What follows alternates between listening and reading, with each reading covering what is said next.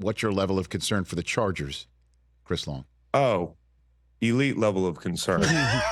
Elite level. Okay. Because like I'm so concerned. I mean, like, and I did this on my YouTube channel last night, and Yes, I think Chargers fans feel the same way, is what I took away from the comments. I mean, these guys, sometimes you just tell people what they're thinking, and you're like, okay, this is a window into what being a Chargers fan is.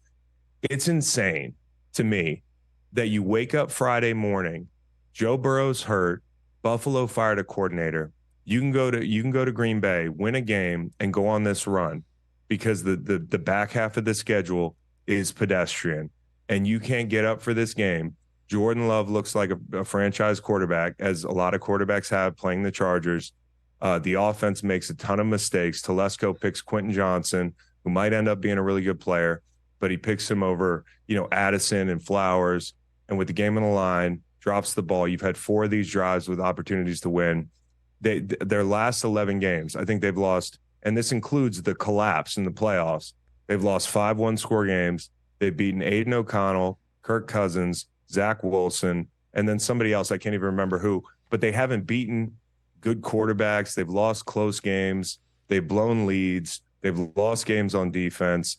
And this is a problem that predates Brandon Staley. It's whoever's coaching the Chargers. Phillip Rivers, over a span from 15 to 19, I think lost 31 games by 1 score. So it's like they built the thing on a burial ground is what I think is like there's some bad juju going on that this team can't shake, this franchise. So it starts at the top.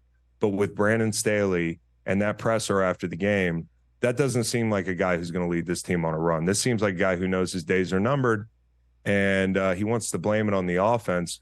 They've been in the bottom 10 in EPA defensively since he got there. So, listen, I think Brandon Staley's a good coach. Otherwise, he wouldn't be a head coach. But as a head coach, it's not working out.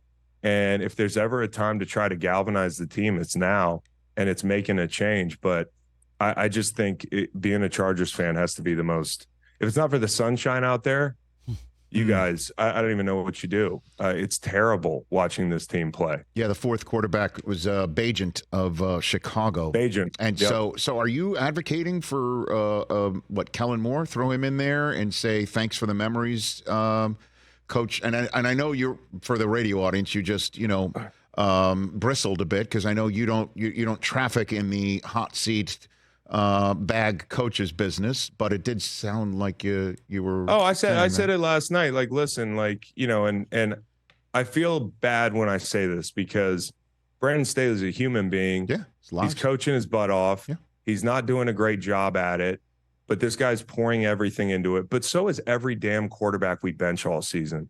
So is every guy we cut. So at a certain point, these coaches have no problem upstairs. Like, this ain't working out. We need to get this guy out of town. This guy needs to get his snaps cut down.